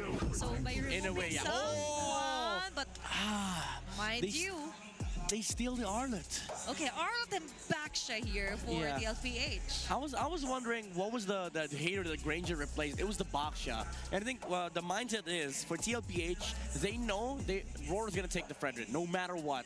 So this steal allows them to play the Arlet with the Zushin while also not worrying about the Phobius, because now you have a Baksha to deal with the Phobius if ever. And then if you think about these first 3 picks by Aurora, there's no answer against the Baksha. Yeah, and now we're able to see 2 from the top 5 most contested heroes for Season 16 all onto the side of the LPH and the right for Aurora. Okay, Might I like be this. an Eve. Okay, that's an Eve here for Yue. Yeah. So at least it attacks both the Zushin and also the Baksha. Kimi could have been good as well, but the problem was it was against the Baksha. So this Baksha pick blocked a lot of heroes from the side of Aurora, but MTB found a good answer. Let's rush the Eve pick. We don't have to worry about XP because we do have Red 4. So I think for Red 4, if you want to go down to the nitty-gritty, I think Lapu still works. For Edward, you don't have to worry about you know, the art of matchup. You have the bypass against the Zushin, you get the stun or the control against the Baksha. Alice for sure is not going to be played for both sides. Again, Red 4 Lapu is the thing. So TLPH could just also remove that, and then maybe we go down to the Uranus of Edward. Yeah, and also for the Baksha, they tend to go for a flex around this. Yes, Remember, that's JP true. is That's also true. using a Baksha onto the roam. And for Aurora, they could dance around what this child is also doing here. Yeah. Big shout outs to the fans of the Cavalry and even the lights here present on the Gunata Astrodome. But what is not present is still the Khalid being banned out here for Aurora. Might be a hero here onto Oheb. Claude ban. I think Claude works here. Oh, Chip. Interesting. It's an interesting ban, by the way. JP ban. You mentioned the chip for game number 1, right? Yeah, but I don't think Chip is okay here because you have a Gatot, you have an Eve. I think they overreacted too much. There goes the Lapu ban. So now Aurora, you go down to the Uranus or Esme? Boss. I don't Esme like. will have a hard time. Yeah, I don't like the Esme here, honestly. Basic options here for Edward. Glue? Blue is a possibility. Yeah, I think Glue, but they have to worry about these 2 picks coming out from TLPH because it could be a Claude, but then there's also a world where Oheb just picks up an Esmeralda. What if we go back to a Hylos Edward? Just That could work. Hylos XP or maybe Hilda. Okay, they still go for the Phobius. okay, somewhere in the setup here in the dark wave for Aurora. TLPH. Moscow for Oheb. I don't like this Moskov. I don't like his monster. Maybe it's all about the vantage point here for OHEB and the Matilda for JP. So it's going to be a jungler backshot here for Carl. I mean, if you ever wanted a gold lane fighter for Doming, I would say Esme is very good here. Even though there's a box shot, I don't think you die against his composition if you're Esme. But so far, Doming Kite's success onto fighter gold heroes is not yet that high. Actually, never mind. They don't have a final, so they need a marksman here. Let's see. He's not hovering over any heroes at all. Very nice catcher for Camera Guy. Yeah. What about Natan? Natan, Bruno. Go back to the carrier, Brody here. If ever. I'd say Natan. Natan's the better pick here. The 1-1 is actually open, if ever. Obsidia. So it's going to be... No. Do you lock it? It is an Ixia. There's a Matilda in the game! He was actually touching the Matilda before he picked off and locked in the Ixia. Yeah, maybe they're worried about it. Maybe he was like, are you sure, guys? Are you sure? you sure? There's a Matilda in this freaking game. There's an Arlet as well. But maybe somebody was like, don't worry, we'll protect you. All right, let me lock it in. That is a very huge statement to get a Ixia against a Matilda. And I do feel the contemplation there for Doming Kai. Yeah. And that's a very nice POV to see as well. To be fair, before he was Aurora, when he was in Minana Evos, this was his most successful hero. But still, risking it all for the match point here for Aurora. Let's see if this will be the final game. Will they be a representative and go to the grand finals? Let's head on over to our casters. One win away for Aurora to cement themselves in the grand finals and book their ticket to Jakarta. One more game for Liquid to win to take us all the way. And in that very crucial game, we see Doming Kite pick up an Ixia in the gold lane. This is a debut and a re-debut, if you'd like to call it. Midnight did throw back and allude to Doming Kite's early days, once known as Doming Der or Doming R. He was with Minana Evos. That's, I think, when we started calling him Pal Doming. When he started, really rack up the farm. And Brigitte, you mentioned how you saw this on like a TikTok or something. Ixia and Eve. There's this certain combo between the Ixia and the Eve, which lets you just lock down all your opponents if you get to put or launch the real-world manipulation with the full barrage. And the full barrage at the perfect spot. So it's like geometry, like a triangle with a square or a rectangle. But what I'm thinking about is that Sanford has a vengeance. Carl TZ may be somehow affected, but he does still have the Backshot Shield Unity. And there's a Matilda that can just eat them out. Yeah, but there's a Guiding Wind and the Crimson Beacon. So there are just so much blink skills that for could Liquid. Get you out of that box. Which is, again, something Aurora is willing to play with. Again, this is the threat we present. What are you going to do about it, Liquid? While Liquid is sticking to a very Liquid identity. Look at their draft and look at how brazen Carl TZ is taking that small cap away in the bottom lane. They're up by about 200. Like, that's what that small, sneaky rotation got. Yeah, if anything, I feel like Liquid have decided to just pour all of their attention to Doming, because it's been a bit too obvious that Aurora are sticking with the Fredrin. So now they have to target Doming. But now, who is going to be the first target? Carl TZ just goes for Demon Kite straight up. There goes the RWM. And they just try to get out of the box, as mentioned. And it's so easy for them, but Edward flickers in with a Dark Wave! Coming in with a demonic pursuit by Sanford! That's gonna be the first casualty of the game. First objective goes to Aurora 2. And they just get more out of that. With that first trade, would have been worth it. And the turtle made it even more. Giving both of these gold laners what Joseph would like to call the gold lane experience, and I think Doming Kite is having the time of his life. He is making things harder for OHEB. OHEB just barely tried to get the remaining gold from that wave. His SOD didn't even land at the right moment to get the last hit on that second minion. Doming sidestepped. And he just had to risk it to take that last minion down bottom, but maybe it's also about the laning advantage. For Doming Kite, the Iksha arguably can handle herself in the lane, not until someone decides to, like JP, Yep. rotate down bottom. Change the math significantly. In a 1v1 situation, she has better sustainability, a little more reliable crowd control. Oheb kind of has the angle, that spear of misery. Yeah, the passive and all that. And as you can see, though the wave is at equilibrium, but still, Kite has that XP advantage. I wonder if there's a significant gold advantage as well. As you can see, Aurora, 3.5 minutes in, has 1,000 gold up. So that's what you get with one more kill and that turtle that you scored.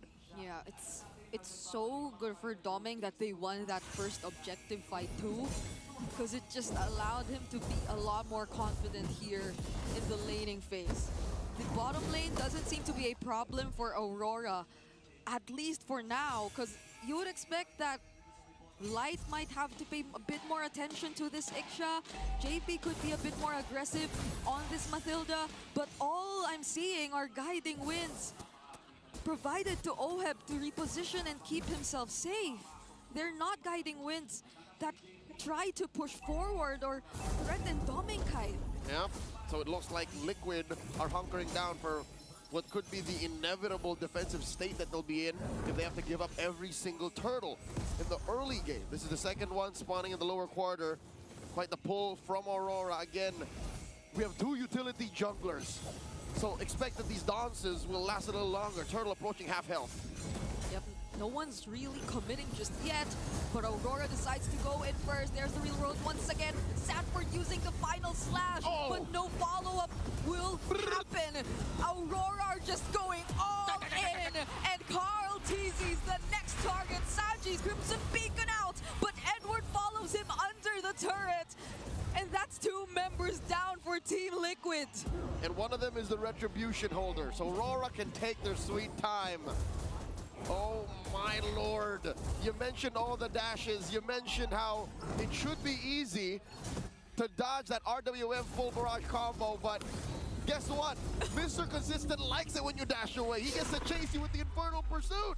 And guess what? They're not doing the combo. They're using it at different times. Exactly, they're layering it.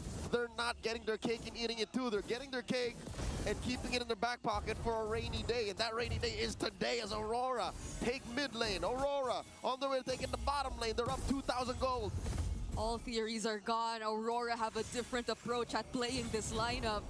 And Team Liquid Philippines, they're clearly surprised by how they're doing this. Rick, it's a full 1,000 between Oheb and Kite. And Kite just went full greed. Oh. Sky Piercer on this Ixia.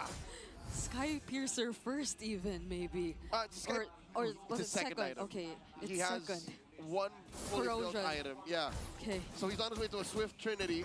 But first, a little stopover, a little break there with the Sky Piercer. I think he's That's reading the still room. something, yeah. He's reading the room like, you guys are going to feed me the kills, and then we're going to go to Jakarta. Like, that's what's going to happen here. They're just so close to making that happen.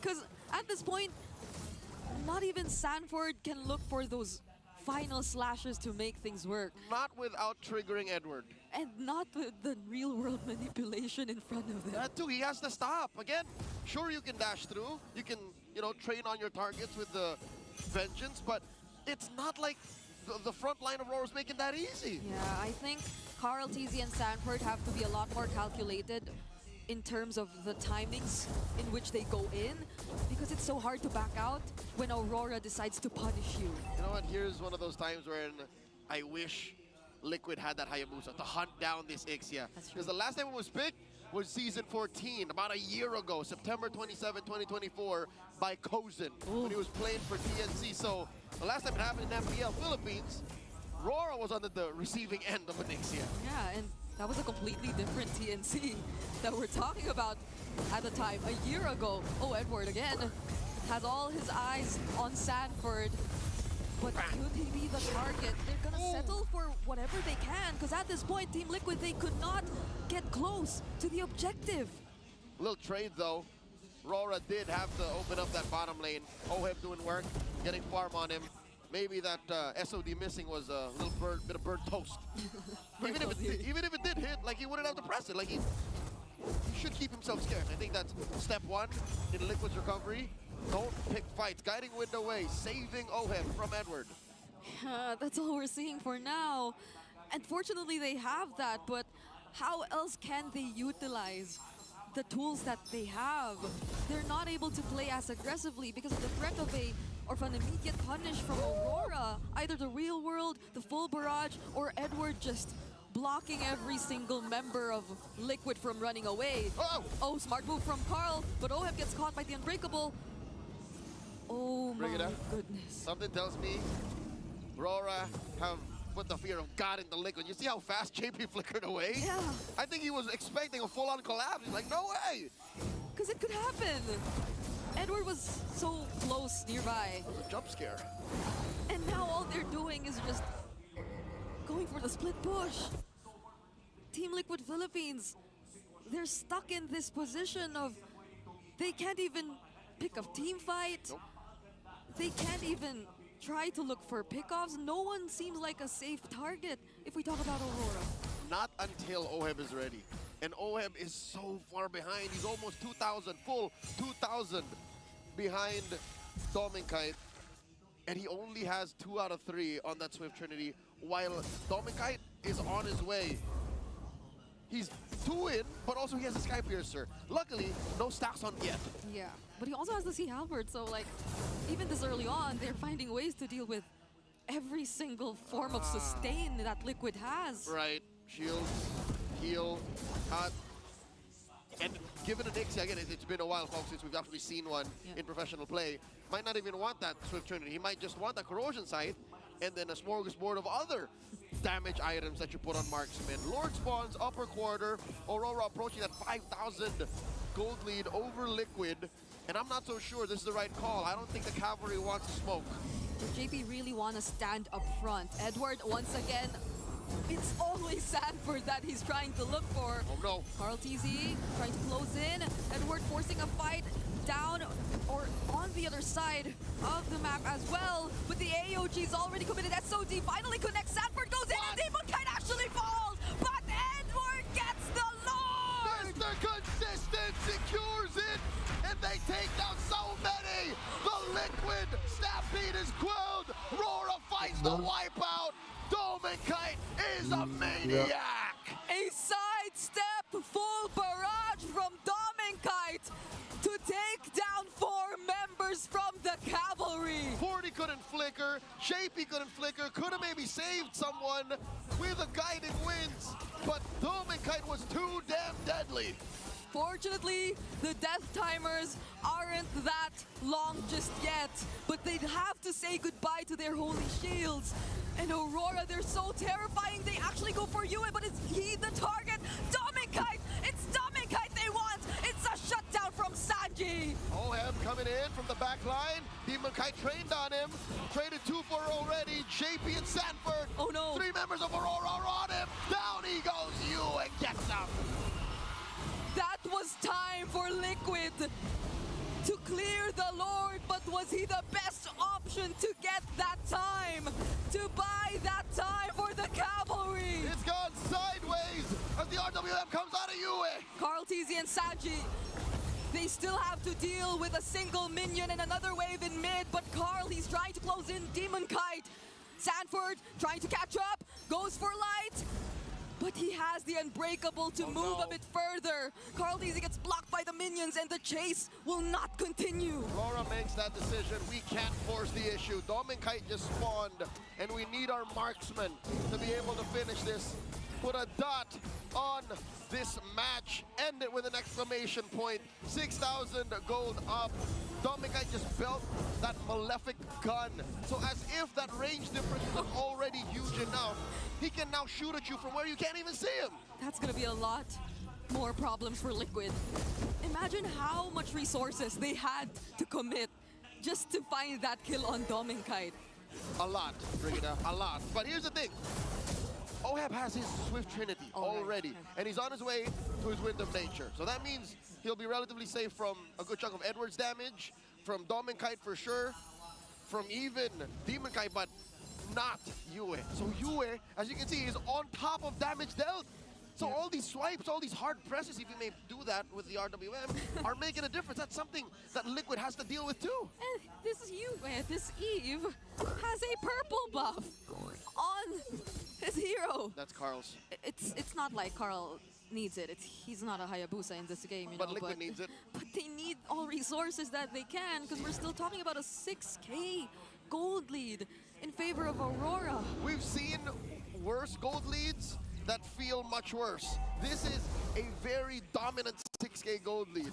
And I think they're in the right spots. Domikite builds his final item to fill up his kit, has a wind of nature of his own.